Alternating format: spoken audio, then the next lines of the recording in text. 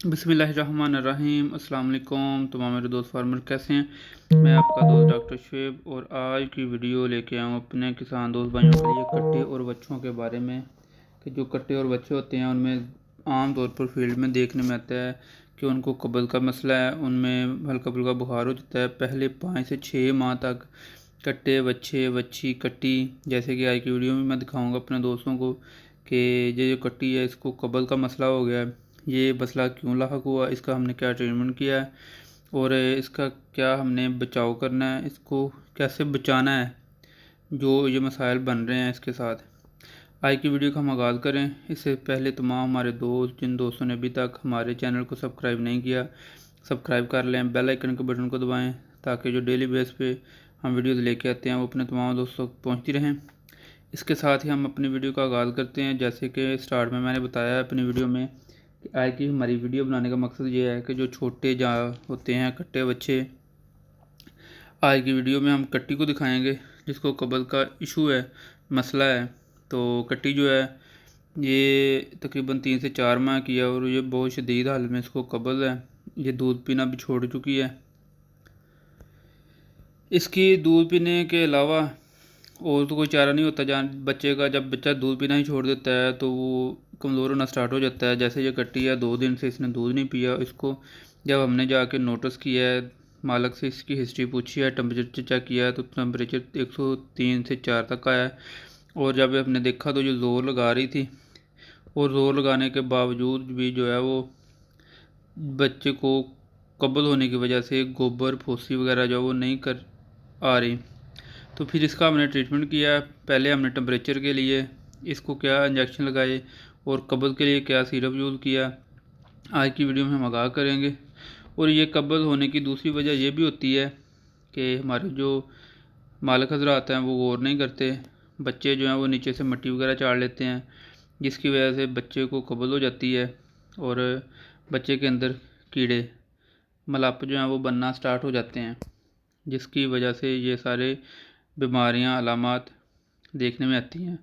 और इसके एंड पे हमने जब इसका ट्रीटमेंट किया है तो उसके बाद बच्चे को फौरी 1 डेढ़ घंटे के बाद है वो पखाना आना स्टार्ट हो गया। जैसे कि वीडियो के एंड में हम दिखा रहे हैं कि इसने फिर पखाना किया, लेकिन उसके साथ ब्लीडिंग होना स्टार्ट हो गई क्योंकि कब्ज़ थी। जब उसने ज़ोर लगा के हमने ट्रीटमेंट किया है तो उसने थोड़ा सा पखाना किया है तो गोबर के साथ उसने खून करना स्टार्ट कर दिया। ये ट्रीटमेंट हमने मालिक को बताया है कि 2 दिन लगातार चलेगा और इसका 100% रिज़ल्ट होंगे और हम अपने जानवर को बचा सकते हैं। इसके बाद हम बात करते हैं ट्रीटमेंट के बारे में कि जानवर को अगर कोई ऐसा मसला हो जाता है तो हमने कैसे उसका ट्रीटमेंट करना है और कौन कौन से हम मेडिसिन यूज़ कर सकते हैं ताकि हमारे जो ये बच्चे कट्टे बच्चे होते हैं इनको हम महफूज रख सकें।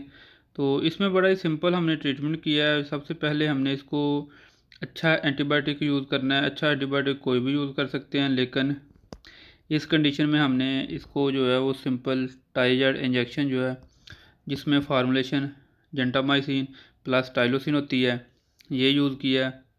ये हमने उसको 5 ml लगाया ताकि जो इन्फेक्शन है अंदरूनी और उसको बुखार है उसके लिए ये बेहतरीन है। इसके साथ हमने उसको सोलोमाइन या पेनाकार्ड स्टीराइड लगाया और उसके साथ तीसरा हमने साइनोसेल इंजेक्शन जो है वो लगाया। साइनोकोप साइनोसेल B12 जो है वो मुख्तलिफ नामों से आते हैं। ये जानवर की एनर्जी को बहाल करता है, जानवर में कुव्वत मुदाफ़त बढ़ाता है, जानवर को भूख लगाता है, जानवर की जो वीकनेस है उसको दूर करता है। इसके बाद जो है वो हम जानवर को कब्ज़ दूर करने के लिए सिरप यूज़ करते हैं। कालगोरेक्स बेहतरीन सिरप है, इसके बहुत अच्छे रिज़ल्ट हैं। ये हम आधा सिरप 1 गिलास नीम गर्म पानी लेते हैं उसमें शामिल करके सुबह आधा शाम को पिलाते हैं। 2 दिन ये सिरप लाने के बाद जानवर जो है वो उसकी कब्ज़ दूर हो जाती है।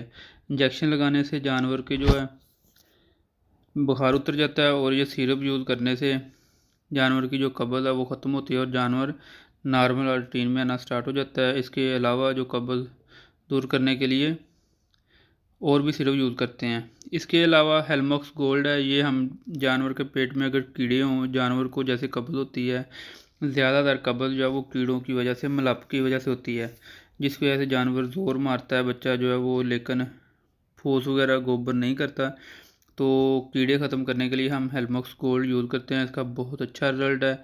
ये बच्चों में बहुत अच्छे रिज़ल्ट आता है। जानवर के अंदर जो मलाप किसी भी किस्म के कीड़े होते हैं, मलाप होते हैं, वो ख़त्म होते हैं और इसकी फार्मूलेशन बहुत अच्छी है। ये जो बच्चों को महफूज रखता है। जो बच्चे छोटे कट्टे बच्चे मट्टी वगैरह खाना स्टार्ट कर देते हैं और डेली बेस पे वीक होना स्टार्ट हो जाते हैं, तो उनके लिए हम ये हेलमैक्स गोल्ड बहुत अच्छे रिज़ल्ट हैं, ये यूज़ करवाते हैं ताकि हमारा जो जानवर है वो महफूज रह सके।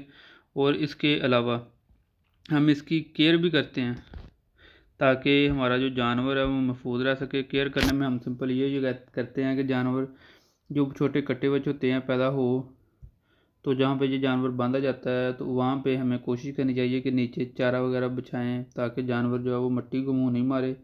जहाँ पे बांधा हुआ है कट्टे बच्चे को, वहाँ पे चारा हो, अगर वो मारता भी है तो उस चारे पे ही जानवर जो है बच्चा मुंह मारे। इसके अलावा हम कोई बोतल वगैरह जो है वो बांध देते हैं ताकि जानवर महफूज रहे, कट्टा बच्चा जो है महफूज रहे, मिट्टी वगैरह को नहीं खाए। जब मिट्टी वगैरह को नहीं खाएगा तो मलाप जो पेट के कीड़े हैं वो बहुत कम मकदार में पैदा होंगे अंदर, तो उसको हम नॉर्मल कोई भी डिवर्मिंग यूज़ करवाएंगे तो जानवर हमारा ठीक हो जाएगा। जैसे कि ये वीडियो में मैंने दिखाया भी है कि कैसे इसको कब्ज़ थी और जब हमने इसका ट्रीटमेंट किया तो 1 से 1.5 घंटे के बाद जब बच्चे ने गोबर करना स्टार्ट कर दिया और बच्चा जो आहिस्ता आहिस्ता अपनी नॉर्मल रूटीन में आ जाएगा, दूध भी पिएगा और एक्टिव भी हो जाएगा। सिंपल सा हमने ट्रीटमेंट बताया है जिसमें हमने बताया है कि बच्चे को डिवर्मिंग करनी चाहिए और कोशिश करनी चाहिए कि जो बच्चे होते हैं पहले साल में उनको साल में 3 से 4 दफ़ा डिवर्मिंग करवाएं ताकि अंदर कोई मलाप कीड़ा वगैरह है तो वो ख़त्म हो जाए, ताकि हमारे जानवर जो हैं वो महफूज रह सकें, इनकी जो डेथ रेशो वो कम हो सके। क्योंकि सालाना हम इनकी एवरेज निकालते हैं तो 30 से 40% जो बच्चे हैं उनकी डेथ हो जाती है इन मसाइल की वजह से कि बच्चे को कब्ज़ हुई है, बच्चे का कोई मसला था वो रिकवर नहीं हुआ तो उसकी डेथ हो गई है। इसके अलावा हमें ये कोशिश करनी चाहिए कि डेली बेस पे जब दूध पिलाते हैं तो उससे पहले 1 सिरिंज 10 ml की तेल की दें। अगर सिंपल तेल नहीं दे सकते तो हमें ये कोशिश करनी चाहिए कि जानवर को बच्चे को दही और तेल मिक्स करके डेली बेस पे पिलाएं किसी भी एक टाइम पे। इसके अलावा हम दही तेल के अलावा जानवर को हम जो है वो जो सिंपल बच्चों को विगोरिन नौनिहाल पिलाते हैं वो भी यूज़ करवा सकते हैं। उससे भी हमारे जो बच्चे जाए हैं, बच्चे कटी बच्ची कोई भी जाए वो काफ़ी हद तक बेहतर हो जाता है, क्योंकि ये जो विगोरिन नौनिहाल होते हैं ये भी कब्ज़ कशा होते हैं और जानवर को भूख लगाते हैं। तो कोशिश करनी चाहिए कि हफ्ते में 2 से 3 दफ़ा जानवर को ये सिरप विगोरिन या नौनिहाल पिलाएं थोड़ा थोड़ा करके, ताकि जानवर एक तो दूध पेट भर के पीता रहे और साथ जो कटे बच्चे हैं उनमें ये कब्ज़ का इशू ना बने, क्योंकि कब्ज़ की वजह से जानवर जो है वो ख़त्म हो जाता है। अगर मैदा रुक जाए, कब्ज़ हो जाए, जानवर की कब्ज़ पहले दिन में ख़त्म नहीं हो, 2 दिन कब्ज़ को गुजर जाएं तो बच्चे की वापसी जो है वो ट्रीटमेंट करने के बावजूद नहीं होती। इसलिए हमें कोशिश करनी चाहिए कि जो हमने ट्रीटमेंट बताया वो ट्रीटमेंट करें और साथ उसका देसी टोटका जात करें। विगोरिन पिलाएँ, नौनिहाल पिलाएँ, उसकी डिवर्मिंग करवाएं, मिट्टी खाने से बचाएं और कालकोरेक्स सिरप पिलाएं या इसके अलावा डाइगैस डकार सिरप किसी भी कंपनी का वो यूज़ कर सकते हैं। इसके अलावा और भी मुख्तलिफ परहेज़ हैं, लेकिन हम एक नई वीडियो के साथ अपने दोस्तों के सामने हाज़िर होंगे। इसके साथ ही हमें तमाम हमारे दोस्त इजाज़त दीजिए। अल्लाह हाफिज़।